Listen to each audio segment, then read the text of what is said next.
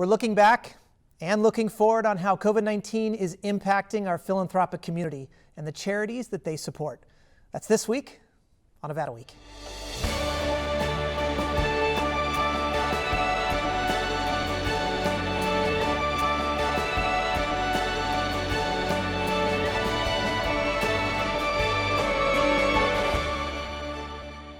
Support for Nevada Week is provided by Senator William H. Hernstat and additional supporting sponsors. Philanthropic giving has broken all disaster relief fundraising records in this time of COVID-19, totaling almost $12 billion. But what about our local efforts? For charities from all sizes, the holiday season is typically synonymous with fundraising. Holiday events, end-of-year tax deductions, corporate surpluses, and simply the giving spirit typically drive a flood of charitable giving. But of course, this is no typical year. On today's show, we'll review 2020's Year of Giving and discuss how the pandemic affected local philanthropy. Plus, with vaccines now being distributed, are donors and grant makers breathing a collective sigh of relief or settling in for a very long path towards recovery? We'll discuss what and how philanthropy might change as we emerge from the shadows of COVID-19. Now, to shed light on all of this, please welcome Tony Sanchez, Executive Vice President of Business Development and External Relations for NV Energy; Julie Murray, CEO and Principal for the Moonridge Group; Jovan Sotak, Administrator for the Nevada Grant Office; and John Brosco, President and CEO of the Nevada Community Foundation. Well, thank you all so much for joining us. It's great to have you. It's great to have a very wide and diverse perspective on this panel. Of course, we've got grants, individual giving, and our corporate side as well. Julie, I wanted to start with you. We had a similar show about a year ago. Of course, that was before we had talked about COVID. We were talking a lot about the outlook on 2020. Of course, a lot of that has changed, but I want to come back. I think it's important we talk about what's occurred over the last year before we get into what 2021 can look like. And I wanted to ask you specifically, overarching, what are some of the big changes that we've seen in local giving? Hello, Kip. It's so great to be with you and these amazing panelists today. Thank you.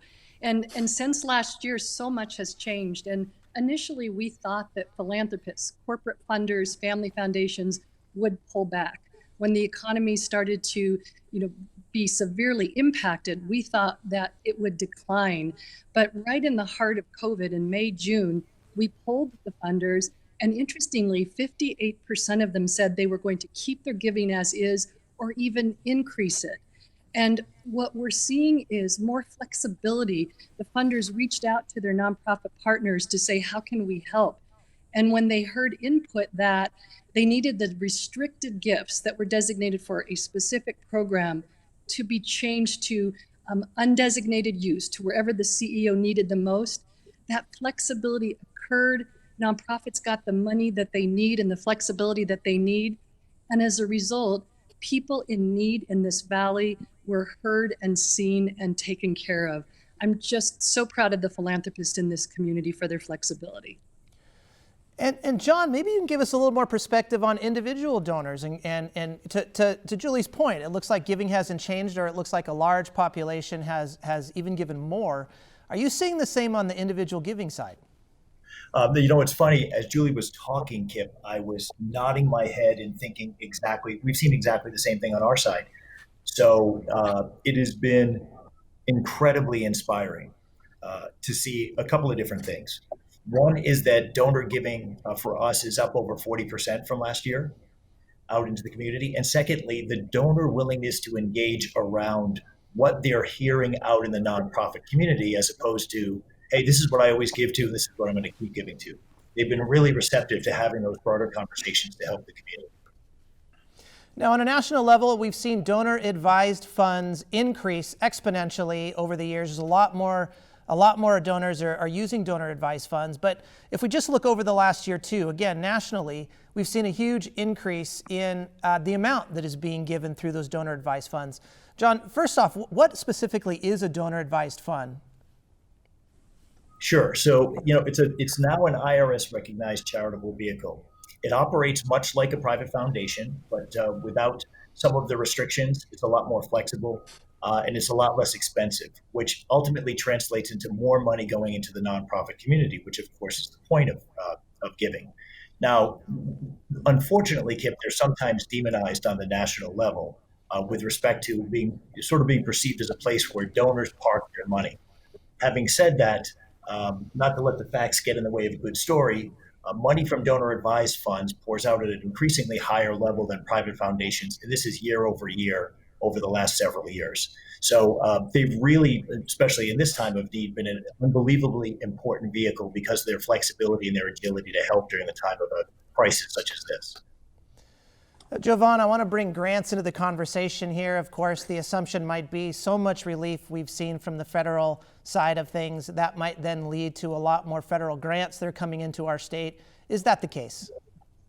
So in all during COVID-19, Nevada specifically has seen around $21.6 billion in federal COVID-19 funding, and around $2 billion of that is grants. So some of the relief that is coming down to communities isn't technically a grant, and it can be really confusing. So we, unlike, right, Julie had mentioned both flexibility and unrestricted use. That is not the case, of course, with federal funding. Those grants are dollars put to a very specific use, and they do have restrictions. And I want to come back to that flexibility side in just a second. Tony, I wanted to bring you into the conversation too. And talking about that flexibility, we're talking a lot about how much. Let's talk about how that giving is happening. Of course, we're talking about just the federal relief here. So much went through congressional legislation to get that funding through. At the corporate level, have you changed how giving is structured just to kind of expedite getting money in the hands of the nonprofits that need it? We have, absolutely. Very early on in March, we saw what was coming, and we decided at the corporate level to, instead of our segmented every quarter, we were focused on a different area. Maybe it was arts, maybe it was the environment. We just got back down to basic human needs. And so food assistance, shelter, mental health, and access to healthcare were the priorities for us, and something we've continued throughout the year. We have actually expanded our giving at the same time. But at the same time, we're a service agency, and folks, they're stressed out, and we're wondering how they were going to pay their energy bills. And we made the decision, and I think we're probably one of the first in the country to make the announcement that we weren't going to be disconnecting our customers if they were impacted by COVID. We weren't going to charge late fees, and that's something that we've continued since March.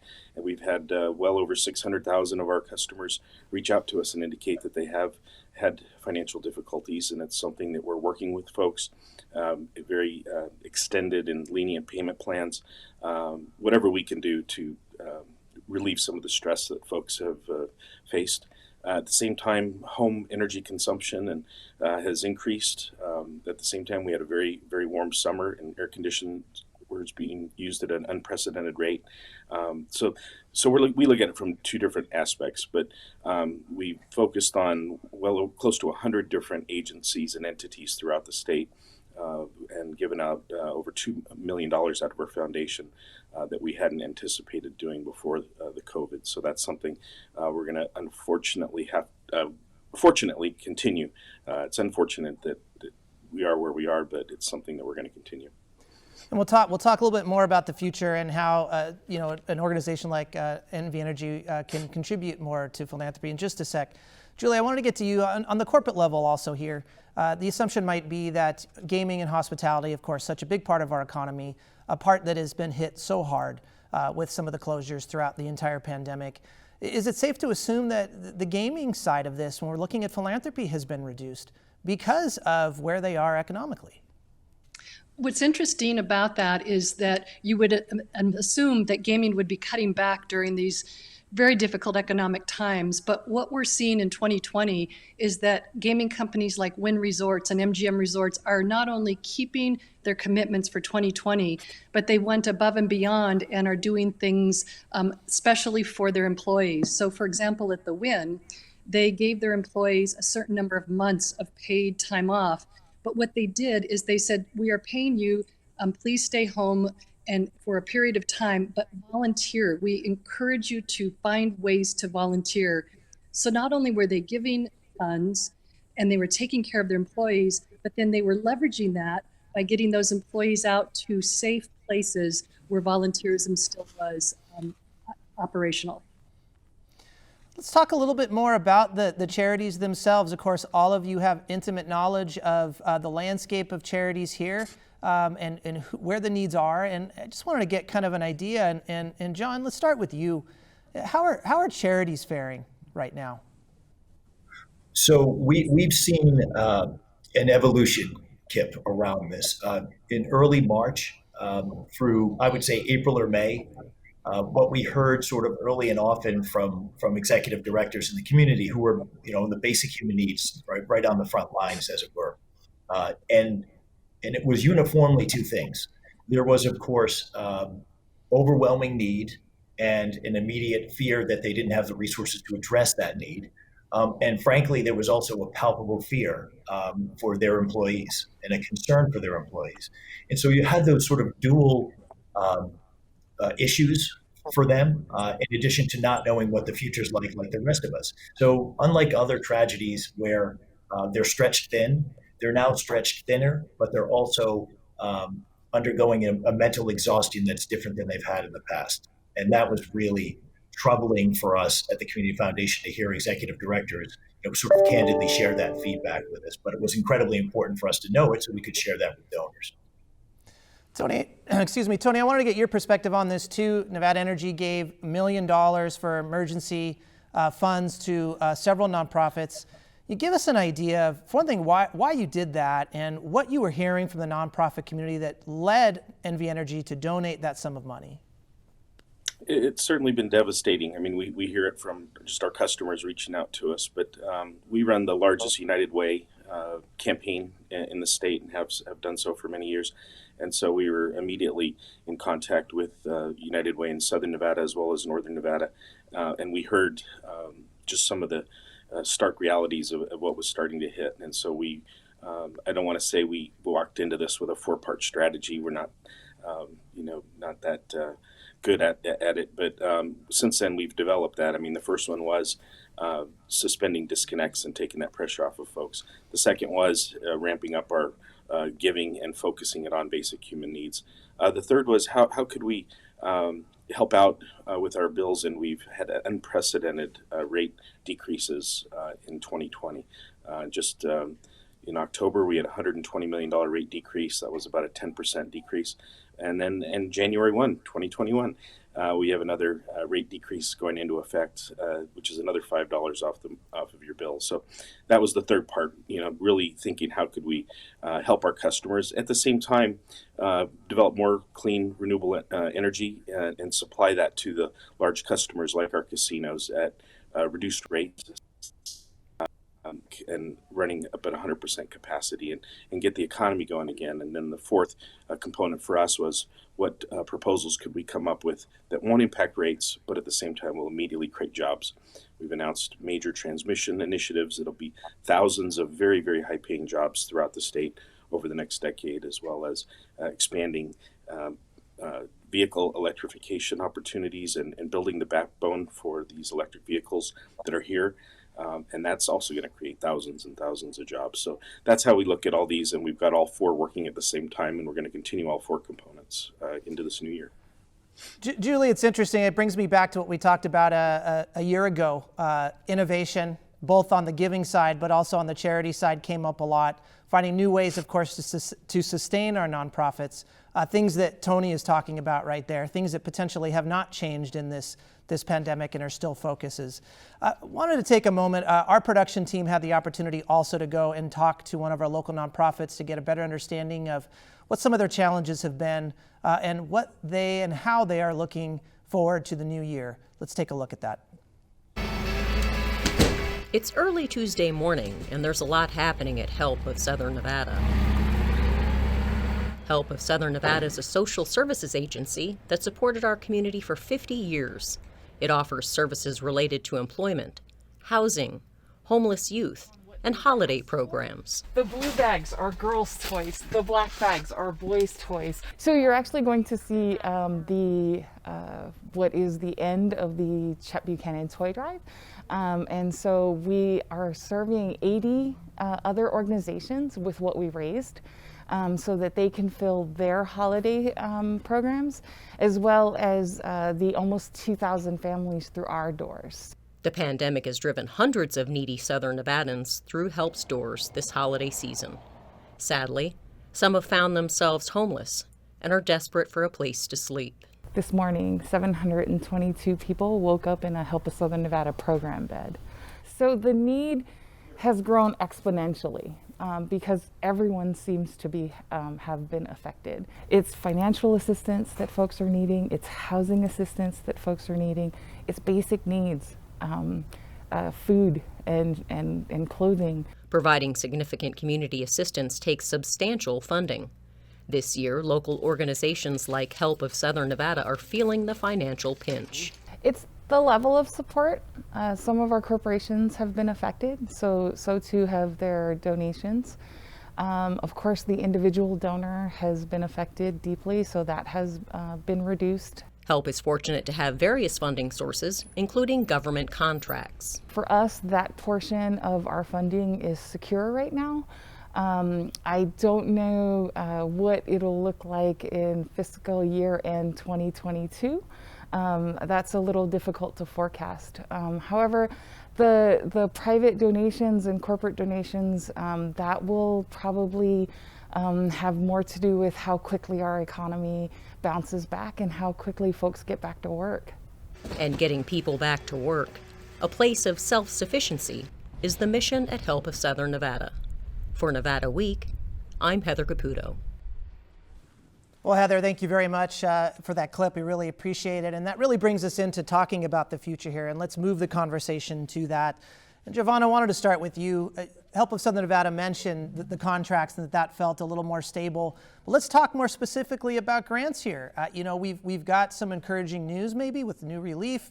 But when we're looking at over the year and what our state could potentially secure, what's the outlook for you? Is positive or negative? I would say positive. I think there's a high likelihood, of course, that we'll see additional federal relief, not just, grants, but, loans, the Paycheck Protection Program, some of those other core programs. What it looks like is that those established funding streams will be receiving another influx of federal dollars. John, let's talk about individual donors. What's the outlook look like, positive or negative? I'm gonna give her a lawyer's answer. It depends. For our donors, frankly, this is a tale of two Americas on some level, right? So we have, on the one hand, an entire population that is worried about losing their jobs and feeding their families, and on the other hand, we've got a whole segment of population that's worried about, under the new administration, are the tax cuts going to impact me negatively and my family negatively, and while the stock market rises. So it is really a tale of two countries. So for a lot of our donors, I think the encouraging news, the reason why I'd say it's positive, is because they understand that. They understand that huge gap here. And they want to jump into the breach in a way that I don't think I've seen them do before. And that's incredibly encouraging and incredibly important for the nonprofits in our community and for our friends and neighbors. So.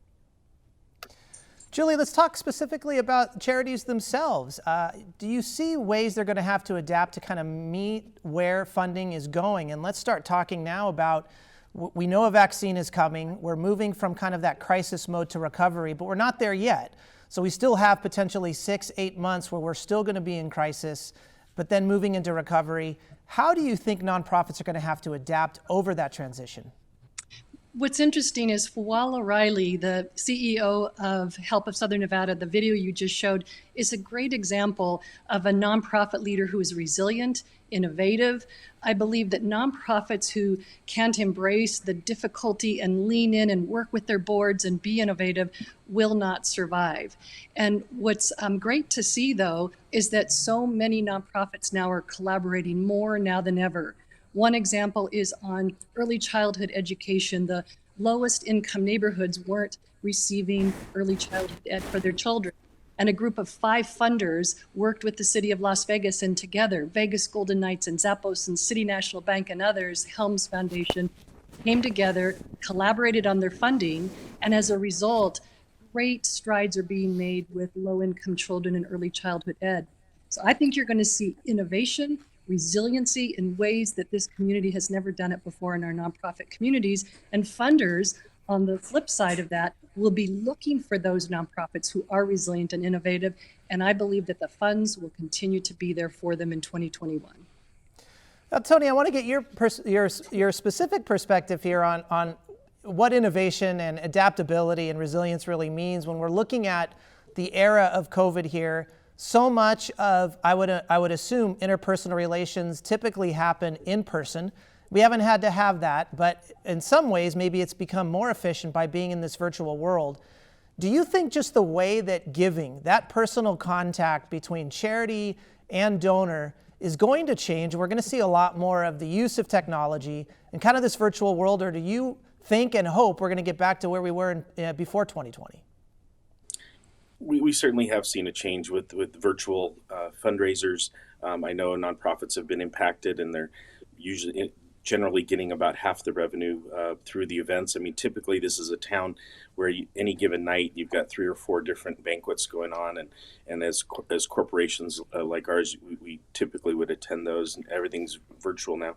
But Help of Southern Nevada, for example, the Chet Buchanan 12 Days of Christmas, that was in our parking lot here at NV Energy.